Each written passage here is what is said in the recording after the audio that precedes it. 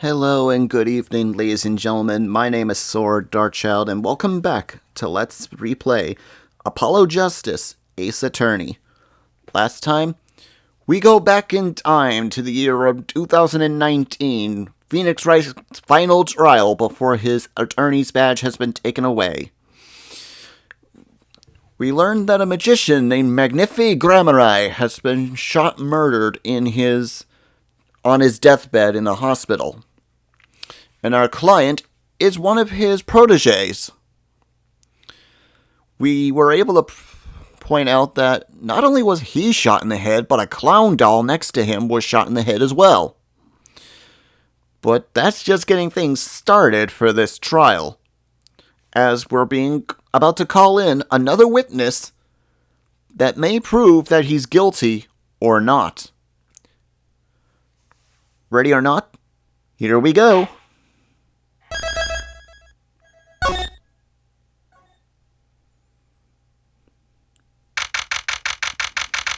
April 19th, 2019, 11:21 a.m. District Court, Defendant Lobby Number 2. Very impressive, Mr. Wright. I have to say, I expected nothing less. We're only just begun. I was hoping you could tell me a little bit more about what happened, actually. I did not think you would believe me if I told you. Better that you discover the truth for yourself. I was thinking of you, you know.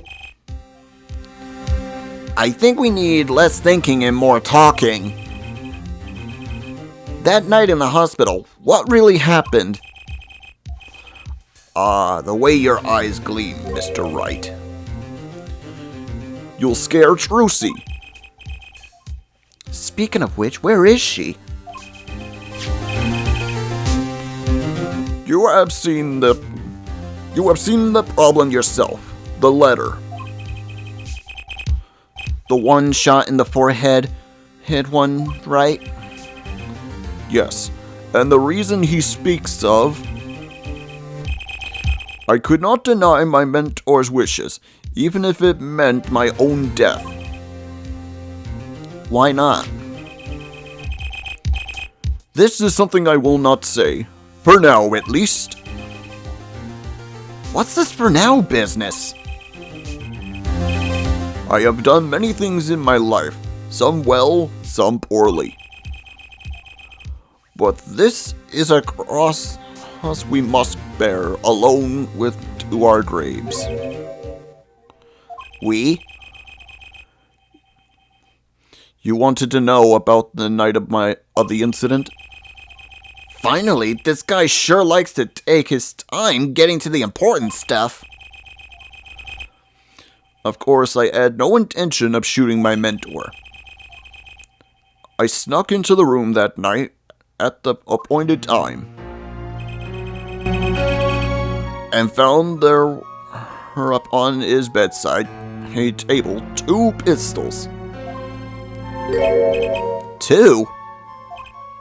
Yes, the one I had used on stage, and the one that had been used by my partner, Valand. Oh, for the Zack and Valand quick draw thing.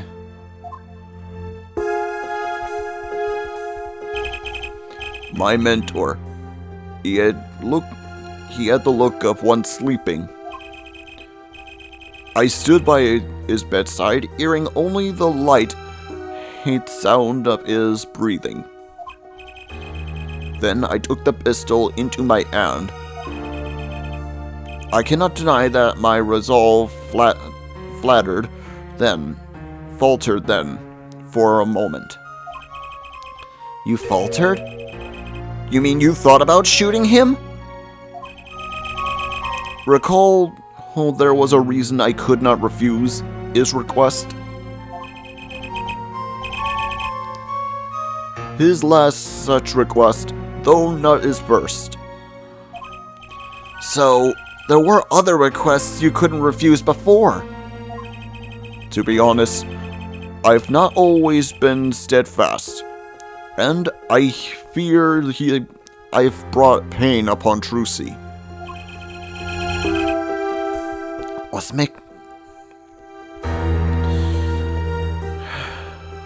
Was Magnifi he coercing his disciples somehow?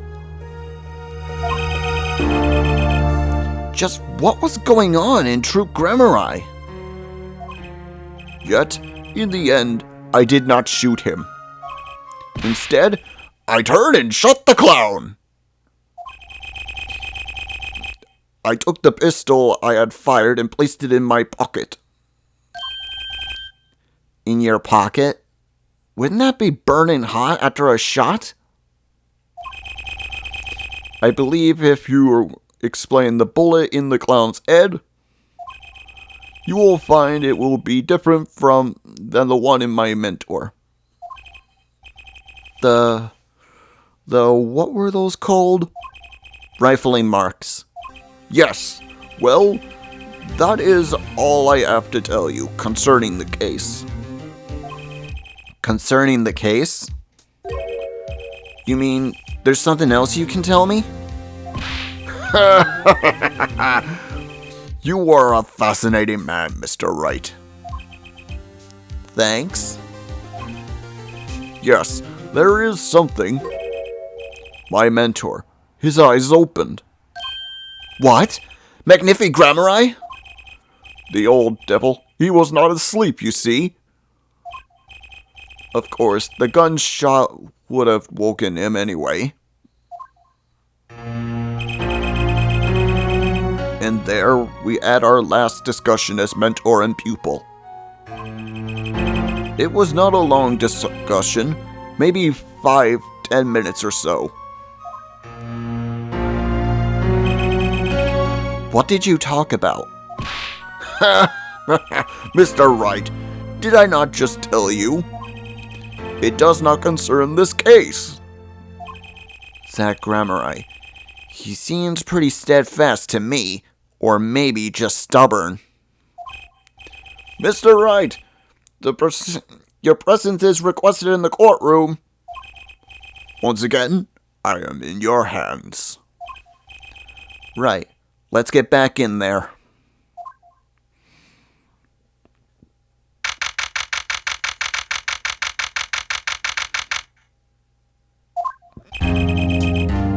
Court is now back in session. During a recess, a bullet was found and dug out of the clown's head. Well, this is news. And the rifling marks? There wasn't time to do a detailed analysis. Though they did find the weapon type matches the meta weapon. Well, that's not very conclusive, is it? Which is why I'm about to call my very decisive witness. Your decisive witness. How many times have I heard those words? Though they often turn out to be far less decisive than you think. Oh, don't worry on my account. I'm quite confident this witness will do the job. After all, he is intimately acquainted with the players in our little production. Being the other half of the True Grammari's famous duo Zack and Valant. Valant Grammari. So, we get to meet the great Magnifi's other disciple.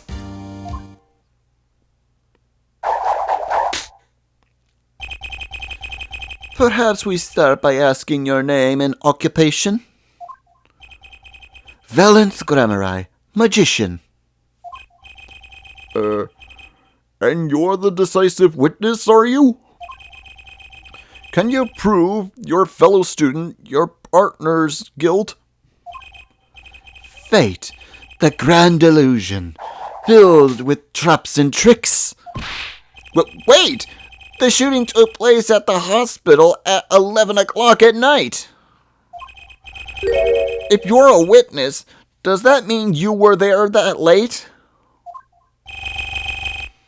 If one were to decide this logically, the conclusion is yes! Okay. I always get the characters, don't I? I have an interesting fact for you. See, several days before the crime, my witness received this.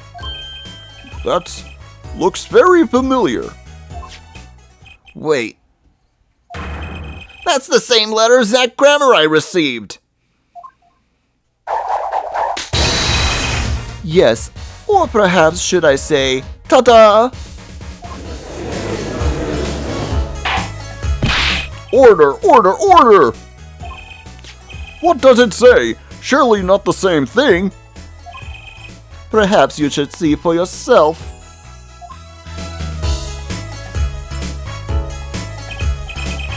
Why, it's practically the same. The court accepts this into evidence. This is most unusual. Exactly what was going on with you folks? What exactly was your troop Grammar Eye up to? By which you mean? I'm just having trouble envisioning a man who would ask his students to kill him. Both of them, no less. It's just my opinion here, Judge.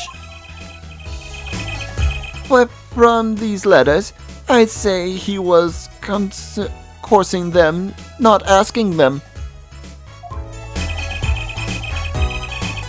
We walked the magician's path together, and in so doing shared much of our lives.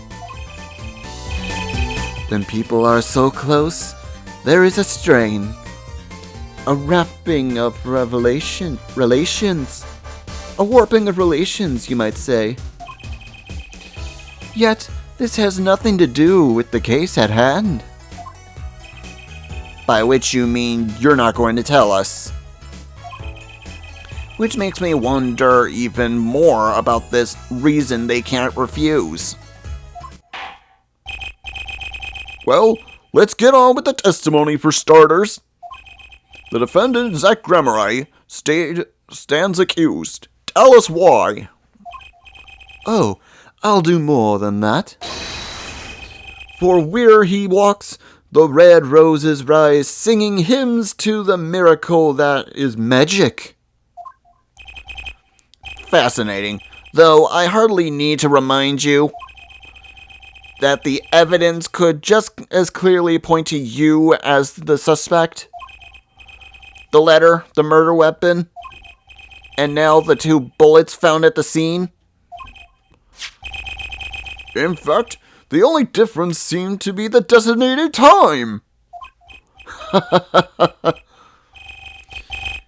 As every magician knows, timing is everything. Yes. And now it's time to get the party fired up!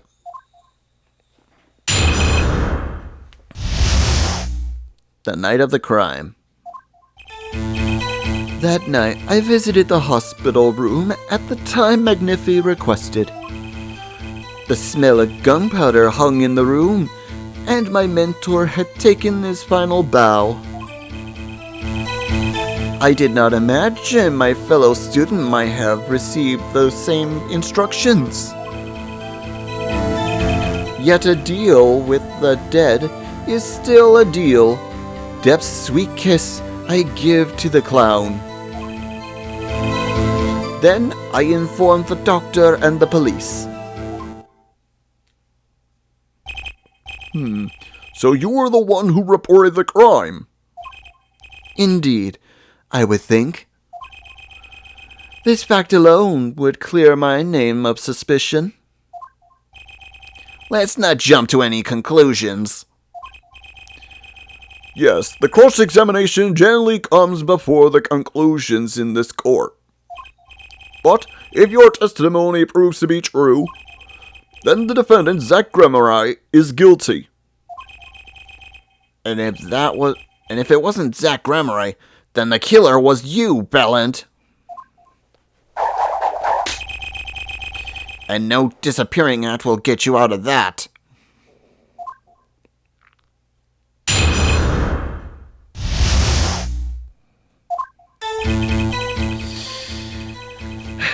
Since we got a lot to do in this case ahead of time, I'm just gonna cut to the chase.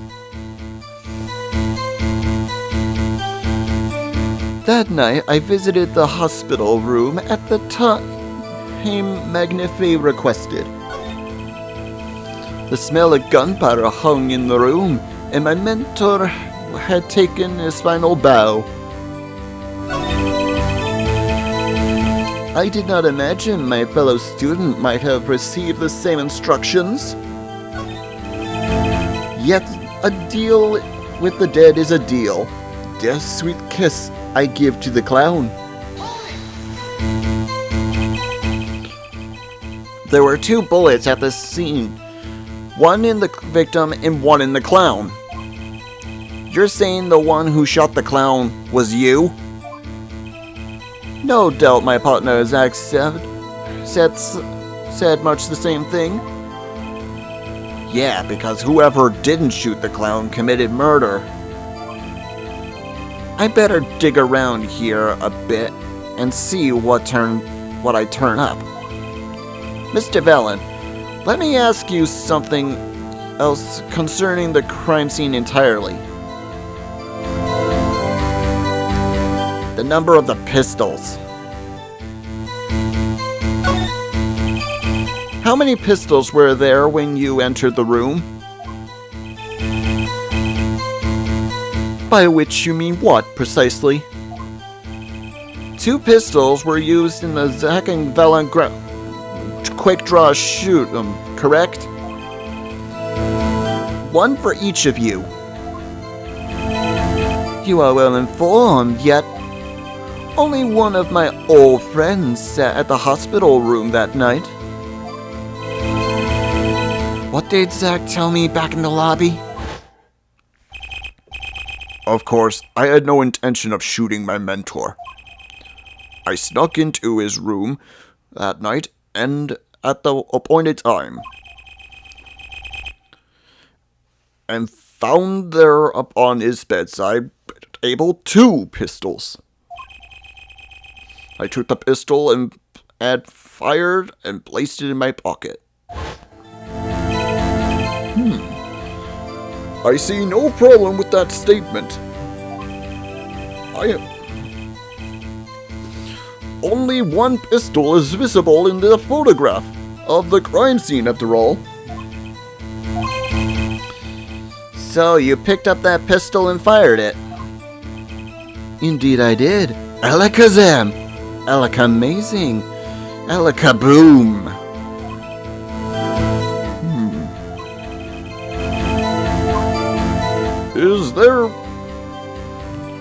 Is the number of pistols really so important? It's quite important, Your Honor.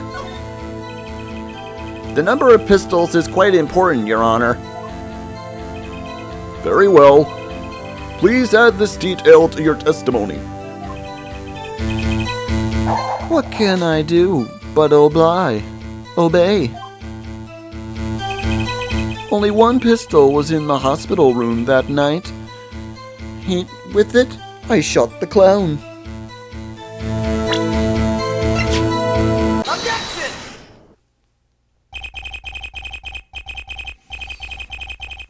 According to the defendant, Zach Gramerai, when he entered the room, there were 2 pistols on that table.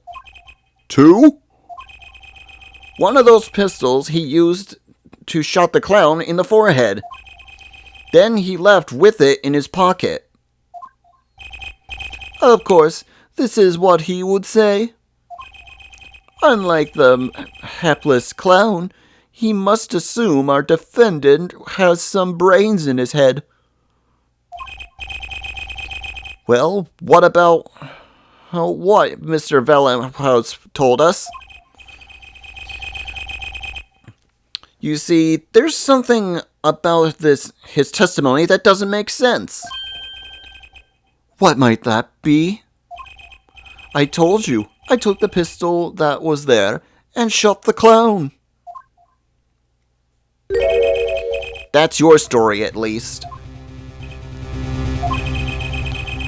But the rifling marks tell a very different story, Mr. Valen. Recall what Prosecutor Gavin told us. We compared the bullet taken from the skull with the bullet fired from the gun. The rifling marks on the bullets were a perfect match. Ugh. Mr. Valen, if you fired this pistol, then you shot the victim in the forehead! Order! Order! Order! Well, this is a rather sudden...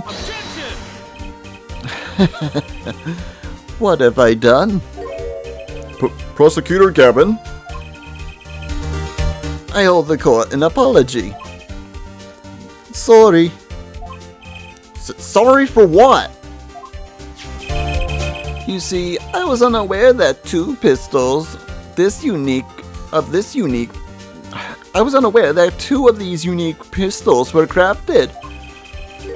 The analysts of the rifling marks only proved the type of gun that fired them. But that's not what you told us before. You said you'd verified the murder weapon. Which is why I'm apologizing to you now. Quite sincerely, I might add. Would you hold me accountable for a mistake made with my youth? That was just this morning. I am still young. And, I might add, it wasn't really my fault.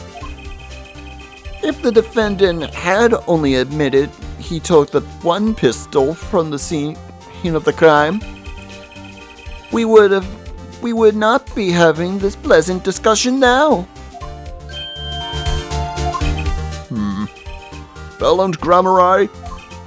Yes, Your Honor. You were presented to this court as a decisive witness, but you've proven to be more divisive than decisive. Objection!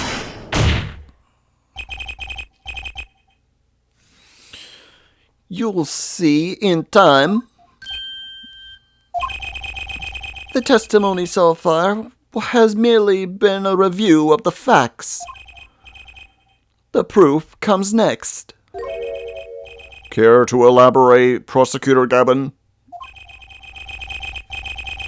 When Mr. Valen entered the hospital room, the victim had already been shot.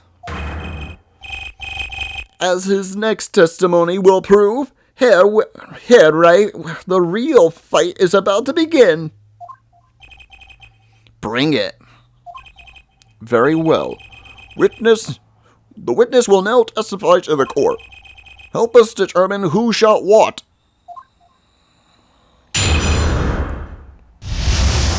Who shot what? I arrived at the hospital room at the appointed time, which is to say 11:20 p.m. I discovered the body. I fulfilled my obligation, then called in the doctor. The doctor examined the body before the police arrived. He was quite clear about the time of death, 11:10 p.m. And the one in the room that at that time was my partner, not me.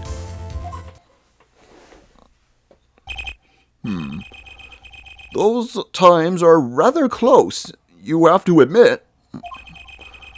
You're talking about an alibi established over a matter of minutes. To use a 10-minute discrepancy as a basis for your alibi is easy to explain in this situation, Herr Judge. For example, take our debut hit single 13 13 years of hard time for love. Cue the song, press the play button, and it will play for 2 minutes and 15 seconds. Do it 100 times and the result is the same. Their debut single was only 2 minutes and 15 seconds long. What a ripoff! Magic is a world of utmost precision. Hocus pocus requires admirable focus.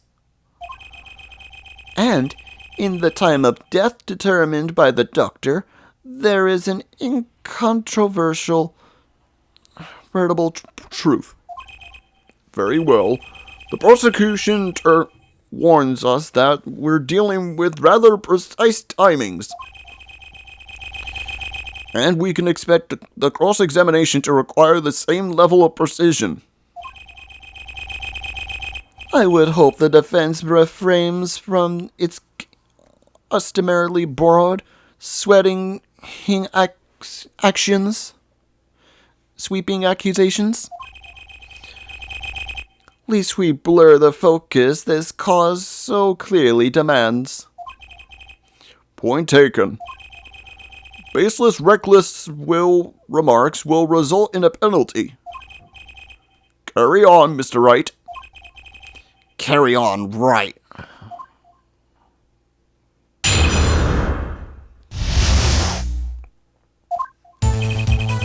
I arrived at the hospital at the appointed time, which is to say 11:20 p.m. After discovering the body, I fulfilled my obligation, then called in the doctor. The doctor examined the body before the police arrived. He was quite clear about the time of death, 11:10 p.m. I don't think I'm stepping out on a limb to say, hey, I have some doubts about this. How could the doctor be so precise with the time? We do usually get an estimated time of death, true. I'm not sure I've heard of a verified time of death. Magic reveals in making the complex appear simple, but reality is the opposite. What appears complex in this case is a simple matter of subtraction. I see another person has done their arithmetic homework. The point here is the IV the victim was taking. It's quite visible in the photograph of the scene. Recall what we heard earlier about the victim, Magnifi schedule. Every night at 10, Magnifi took an IV drip for 30 minutes. I can see the IV bag right there, yes. Now, look a little closer. Or follow the tube down from the bag to the end. Ah! The needle's been removed! Doubtlessly, it fell out when he was shot. That would seem to be the case. When the needle comes out, the IV no longer drips. Ah, you could just measure the remaining liquid, IV liquid. Precisely. The IV liquid functions for our purpose as an hourglass of sorts. This is how the doctor determined the time of death. From the amount remaining in the bag, it was determined that the IV had stopped 10 minutes after administration began.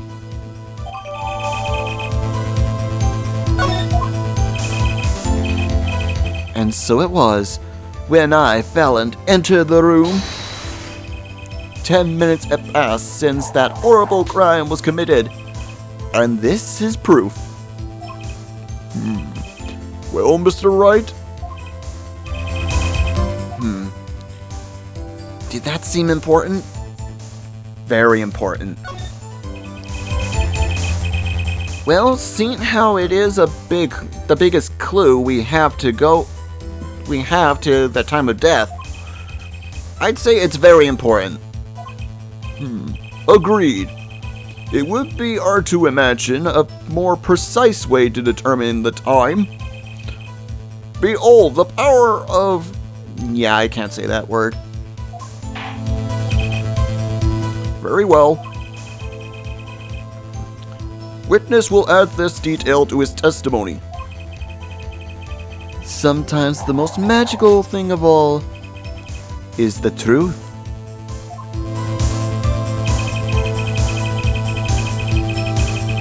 The water her of life springs out of eternal.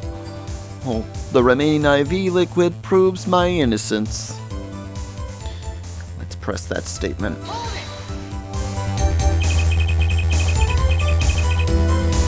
Did you notice the IV yourself by any chance? When first I entered that room, the stench of gunpowder assailed me. Next, the mark of death hath upon my mentor's forehead. And then, in his left arm had I spy a rose dripping and wilted. Its thorn turned the discarded IV needle. Knocked from the vein by the force of a shot, luckily for you. If that IV had not been there, why, you might be a suspect. Indubitably so. I might say it's thanks to my lucky color. Your lucky color? Indeed. Even today I wear it proudly upon my suspect self. For it always, without fail, brings me luck. Why, when Zack and Valiant won their first Magician's Grand Prix? Yes, the very one held by the Association of International Magicians. I was adorned in this attire then too, and our trophy, a bust. Ah, what a day it was. This is one trip down memory lane no one needs. My lucky color, yes indeed, and that IV too. I say, I think 'twas halted especially for me. Hued especially for me, Valiant. That does seem to be the case, indeed. Well, Mr. Wright, any thoughts on this testimony? Valiant sure looks happy with himself. Okay, how about this color, lucky color? There is a contradiction.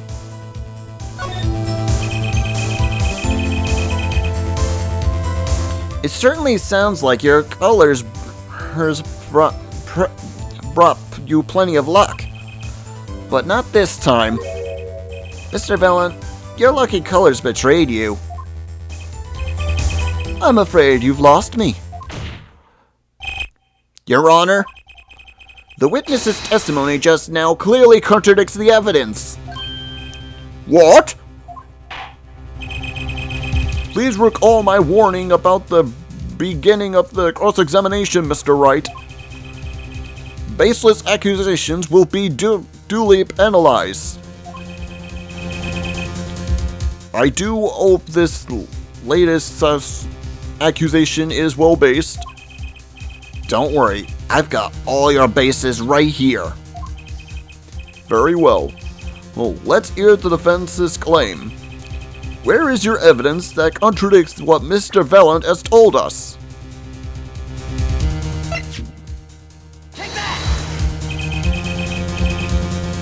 The crime scene tells all, Your Honor.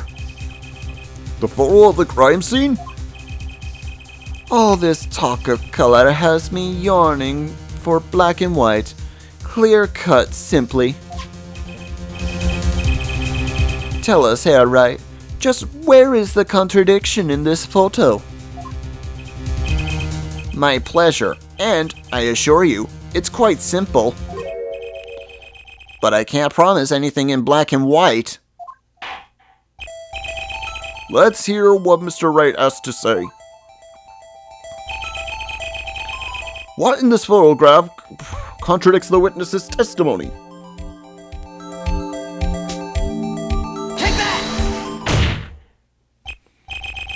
Valent Grammari, let's get one thing in straight about your lucky color. It's yellow, yes? And kinda takes the mystery out of it, but yes. Something wrong with yellow, Mr. Wright? Yes, there is. Decisively wrong, in fact. Take another look at the photo in the crime scene. What's this? Confusion? Doubt? Tell us, what do your elderly eyes spy? Even my elderly eyes can see a problem here, Mr. Valent. Look at the IV bag. What is this? What? Foul magic? It would be hard to call this IV liquid yellow. And I'm afraid no magic was involved in the taking of this photograph. Alakaza, no!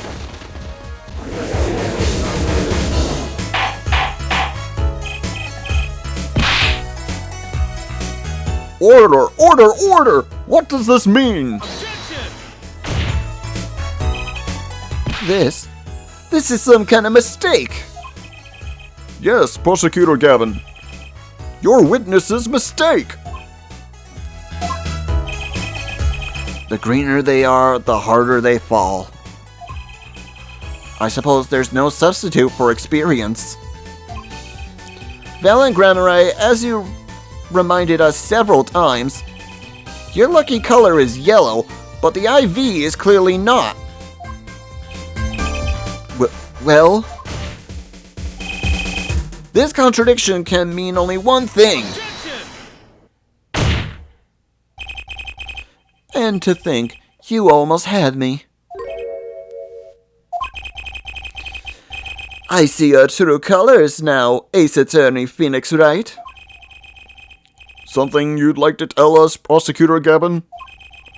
As far as this court can tell, the witness's testimony does contradict the evidence.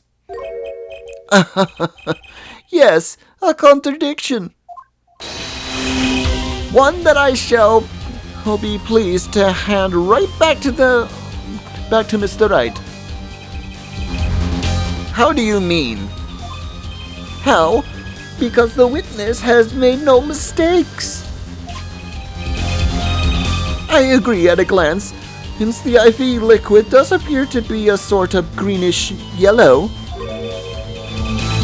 But I assure you, the liquid itself is quite yellow. Yellow liquid? How can you say that?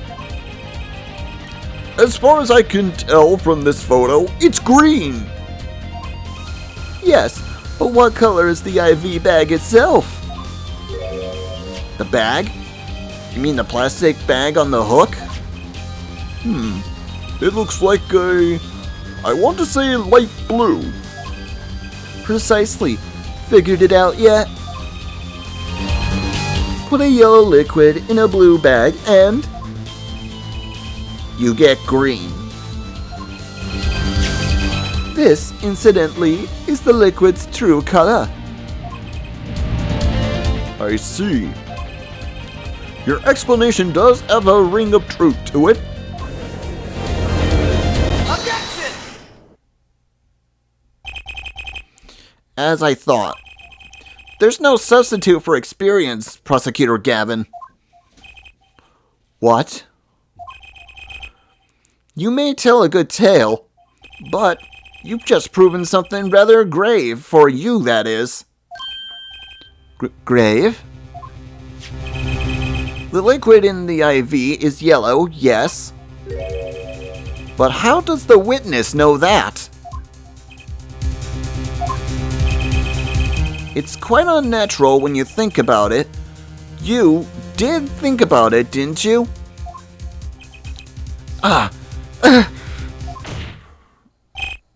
Your Honor, the defense requests an explanation from the witness.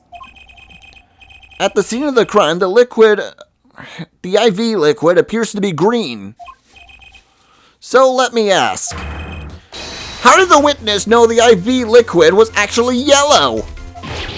You're like a Zinog!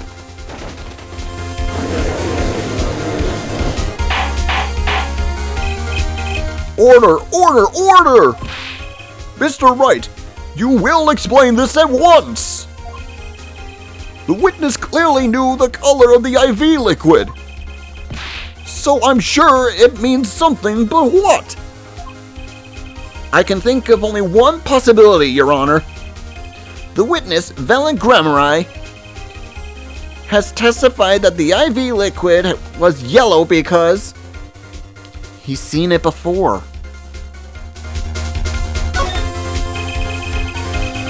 From the facts before us, the answer is quite clear.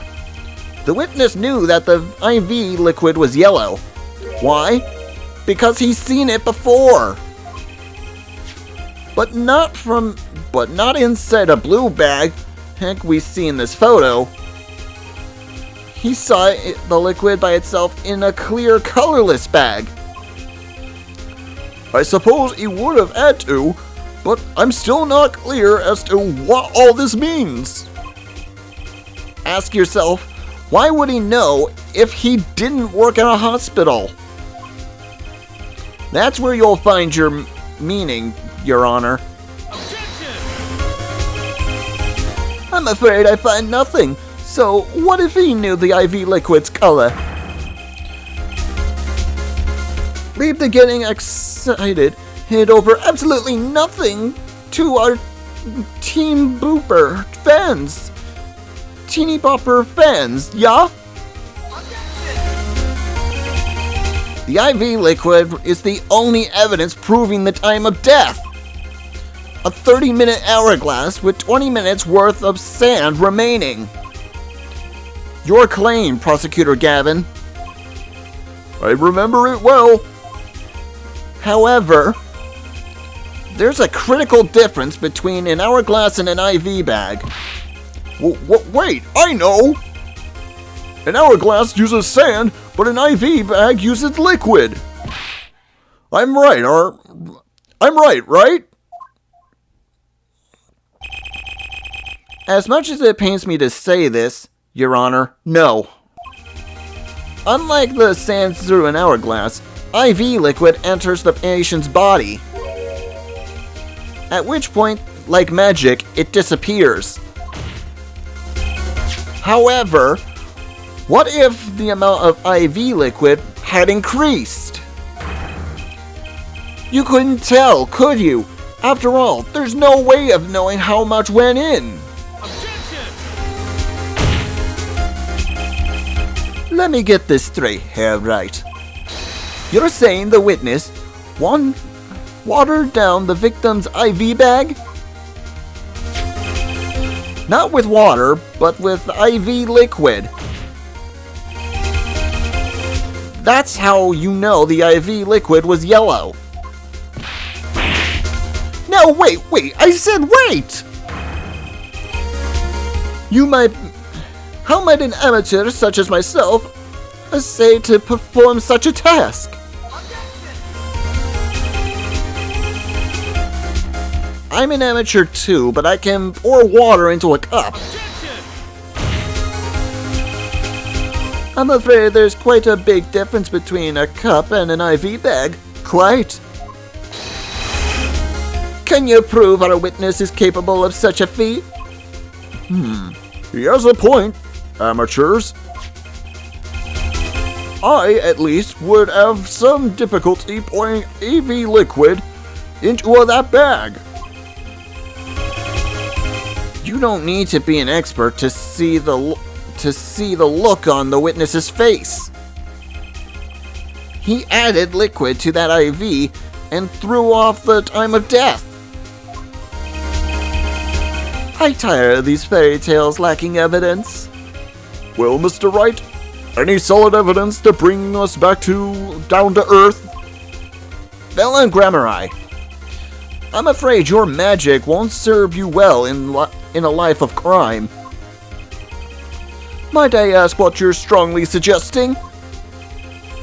Magic relies on props, and props become evidence. Our witness was certainly able to increase the amount of IV liquid in the bag. All he had to do was work a little magic, and the prop was...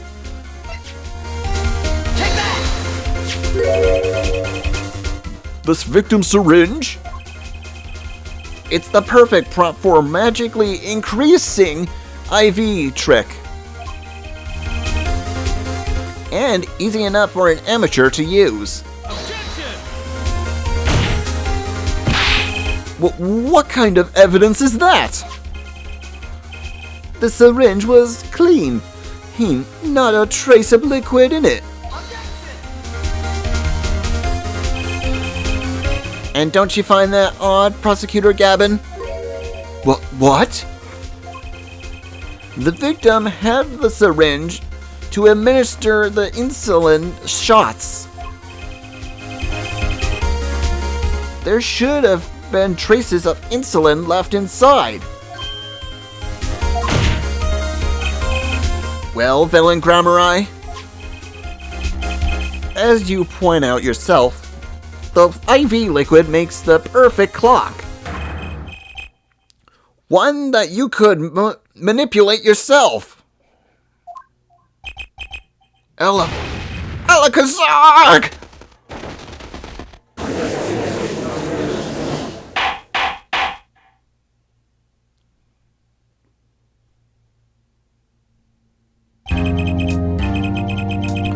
I do believe, well, with this being his first, that the burden of this trial has been a bit too much to bear for Prosecutor Gavin. I'm afraid that while there is a doubt as to the amount of IV liquid in that bag, the time of death cannot be proven. And that brings our trial to a close today. Well, maybe I can squeeze an extra day out of this. I can do a little much-needed investigation work. I see there are no objections to a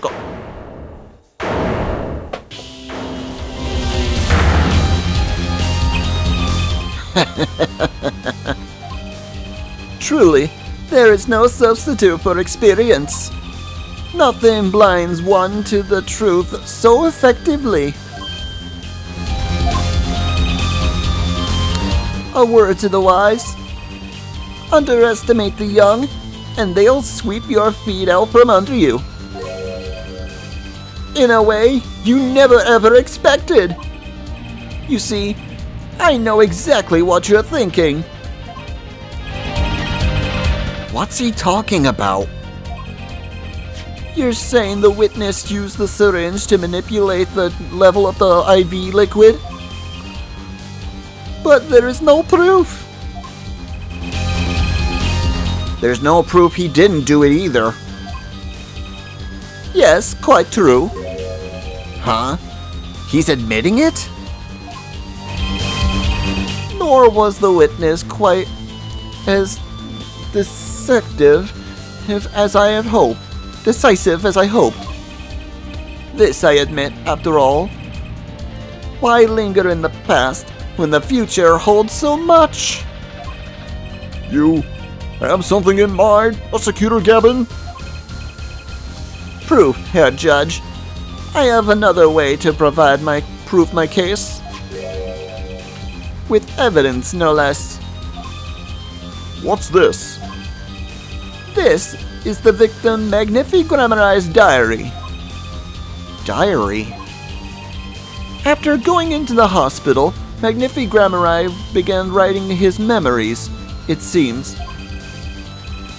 The story of his birth, his starting debut, and of meeting of his disciples. It seems he intended for the last chapter to end, quite appropriately, with his death. Wait, that book doesn't say what the reason was, does it? The reason why his disciples couldn't refuse his last request? Sadly, it does not. What's important here is on the last page. Apparently, the victim wrote in this journal that night, even after the IV had begun at 11 p.m. Let's read it, shall we?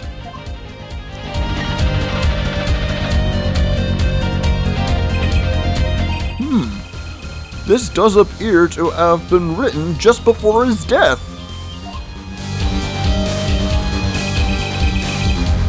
The court accepts this into evidence.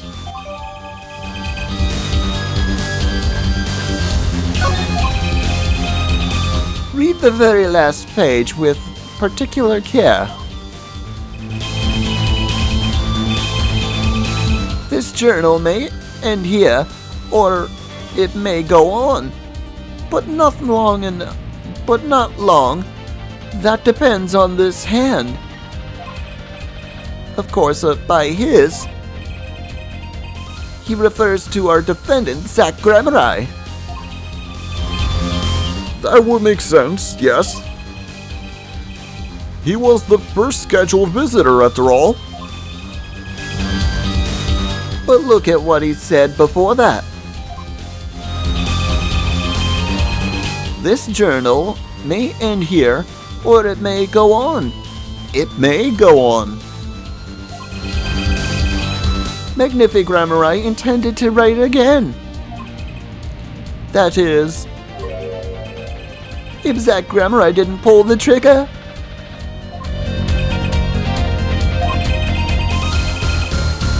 If I see the defense understands the meaning of this, the victim's diary does not go on. It ends. Because Magnifi Grammarai's life was brought to an end by the defendant, Zach Grammarai. Order! Order! Order! Prosecutor Gavin! Are you certain that Magnifi Grammarai wrote this? There is no mistake in his handwriting. Well, this does seem to be sufficient. According to this, Magnifi did intend to continue his diary. Yet, if his diary ended here, with plenty it had,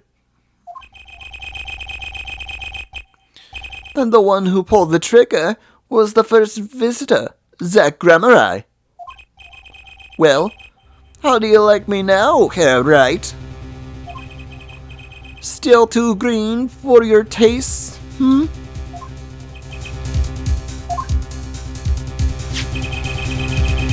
He's right about the diary being pretty clear. Still, I find it hard to believe that he'd overlook such an obvious problem with this precise evidence. well, Mr. Wright, the witness's testimony was lacking, but put together with this evidence, it seems quite sufficient for this case. If the diary is accepted like this, the trial's over. Maybe it's time to show them something? evidence, maybe?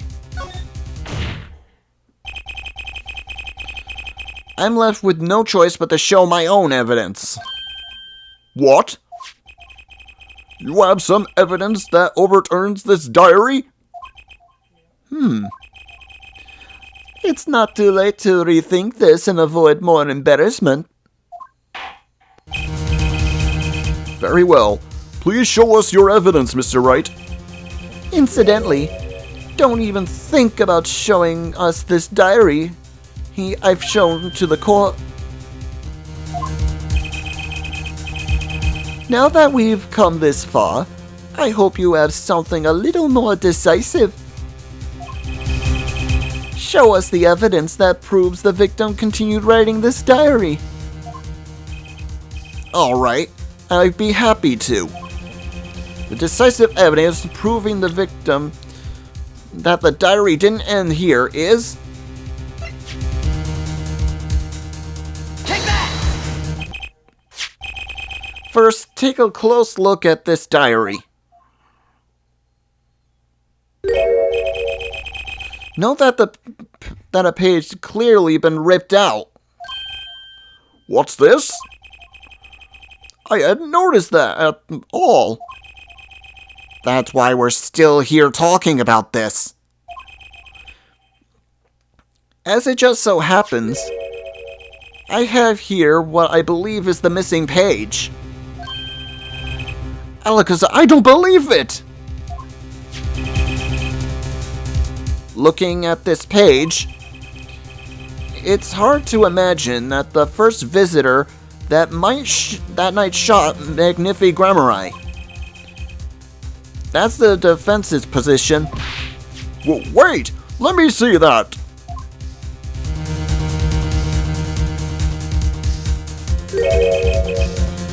What in the Sam Hill?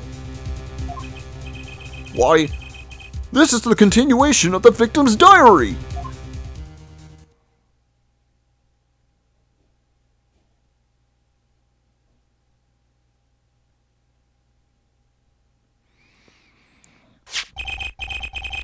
Note the torn edge of the page. It's a perfect match with the torn remains of the last page in Magnifi's diary. Quite remarkable. Would you care to explain what all this means, Herr Attorney? The diary continued after his first visitors came, which means that the victim was still alive after Zach Grammari left, leaving no one to take his life but the second visitor, Valen Grammari. No! No! The handwriting, too, matches that of the other pages. This is, without a doubt, the genuine article.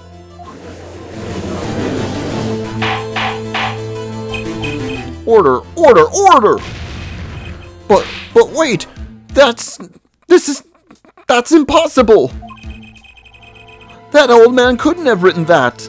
Objection!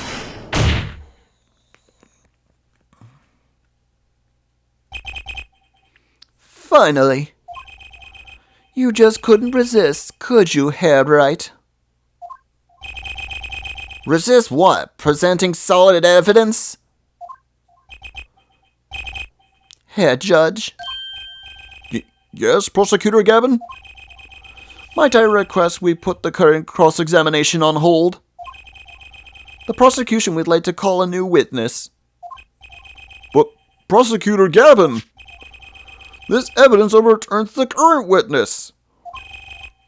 I ask only to put it on hold. Please, a new witness has very, very important piece of testimony to give. 5 minutes, no more. I promise, Your Honor. Well, if you put it that way, Mr. Wright, what's your take on this? Well, Your Honor, judging from his enthusiasm, We'll have to hear this new testimony sooner or later anyway. So it might as well be sooner. Then, and though this is highly irregular, we will put the current cross-examination on hold. The witness may step down. Now, Prosecutor Gavin, please bring the surprise witness to the courtroom.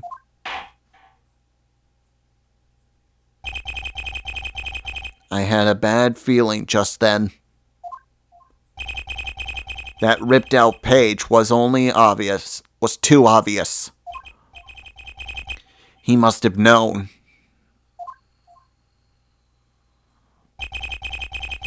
And I should have known it was a bad sign all around.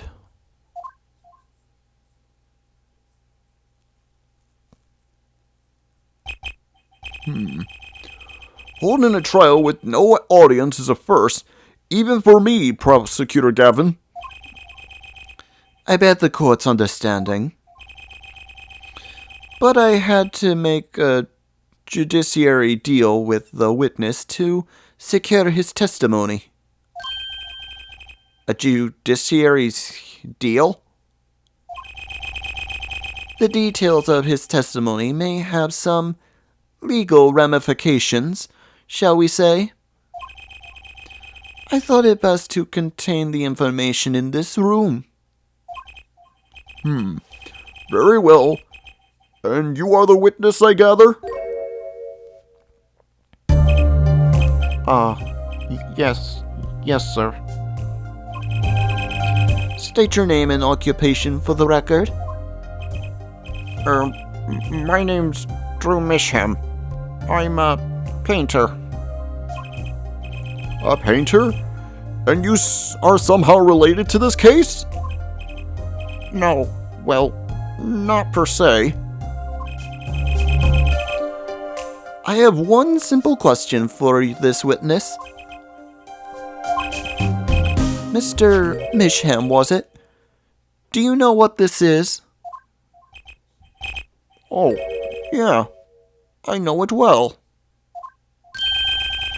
How is that possible? Have you seen this diary page somewhere before? Oh, yeah. I mean, I made it. You what? You made it? Yes. You might call it one of my works.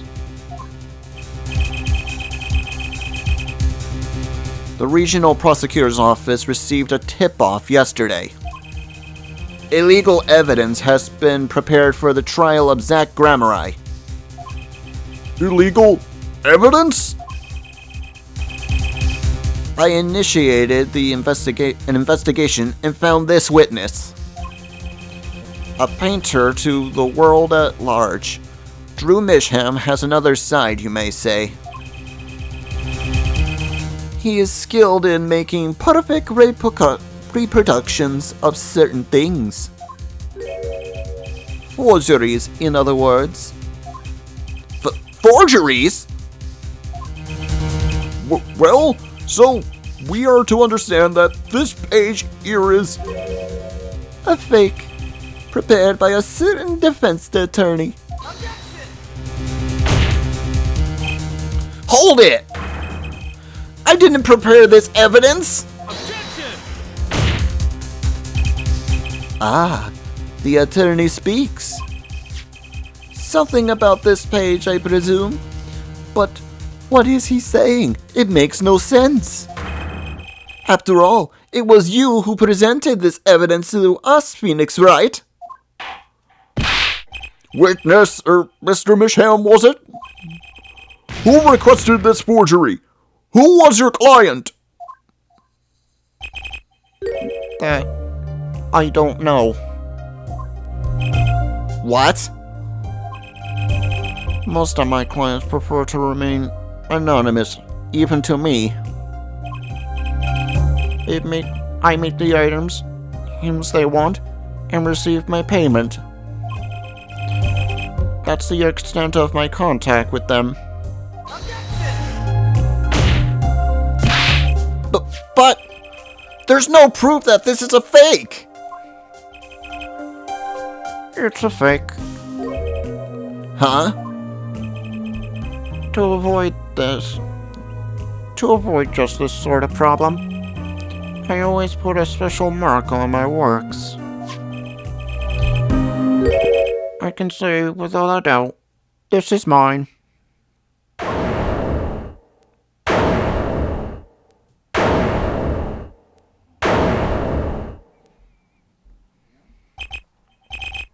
Mr. Wright, you have just presented illegal evidence to this court! My court! It was careless of me. That's all I can say. Oh boy. Here. What's this? I don't know. I just got it over there in the hall. He told me to give it to the old boy in the blue suit with spiky hair. He said it was really important. It was all a trap. A fatal trap. Mr. Wright, Yes? do you have an explanation for yourself? If I did, would the court hear it? Probably not. Forging evidence is a serious crime. And presenting it in court is a serious mistake. A fatal mistake for an attorney. Fatal too, perhaps, for your client, I fear. Tell me, what kind of defendant relies on forged evidence? The answer is quite clear. A guilty one! Objection! Your Honor, wait! I understand that presenting forged evidence in court is a serious crime. But you cannot hold my client responsible for the actions I undertook as an individual. I am sorry, Mr. Wright. Your Honor? Another close call, dare I say. If the prosecutor's office hadn't received that hot tip, everything would have gone the way you wanted to, yeah?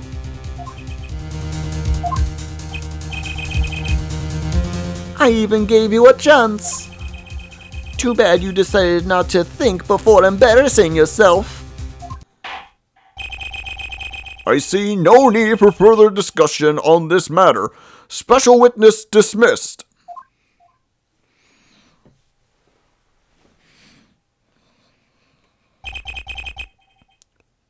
Mr. Attorney, Yes? could I ask your name? Pheonix Wright. Mr. Wright. I have seen you and studied many people, but none like you. I'll remember you, Pheonix Wright.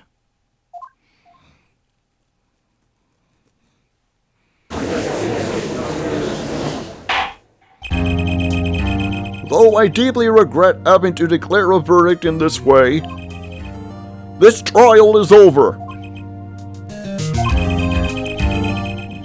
You have a right to find a new attorney and make an appeal. However, this court must... Your Honor? Yes, Mr. Zack? There is one thing I wish to make clear. Today, in this courtroom, you cannot declare me guilty. It is impossible. I'm afraid the defendant is quite mistaken. I most certainly have the authority to declare a guilty verdict on you. Except, tell me, how do you plan on announcing your verdict when your defendant does not exist? doesn't exist. What are you talking about? I am talking about this! Mr. Enigma! The defendant's escape! Find him, quick! Bailiff, close all the exits from the building! On the double! He must not be allowed to escape!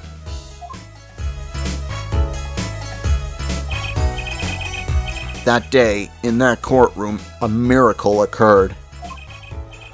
The defendant, Shoddy Enigma, aka Zach Grammeri, did not just escape the court. He literally, unbelievably vanished. Right before the bailiff's eyes. No one ever saw him again. Not since that day. This is the Grammeri miracle!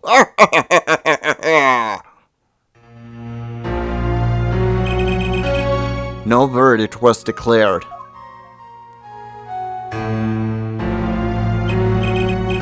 After all, the defendant didn't exist.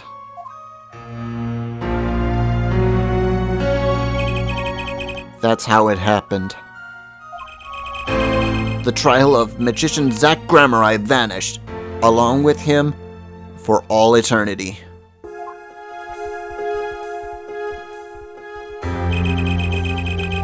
The mysteries that remained behind were all solved, however, but not until 7 years later.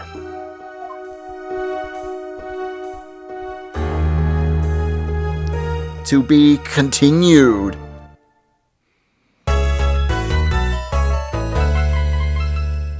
Thank you guys for making it all the way to the end with me on today's episode of Let's Replay Apollo Justice Ace Attorney. I hope you enjoyed this video. If you did, hit that like and subscribe button. Leave a comment if you want. All this helps my channel to grow so you have more videos to enjoy. We do new videos every Tuesday, Thursday, and occasionally Saturday and Sundays. Till the next video, this is Saur Darkchild, signing off. Have a good night, folks.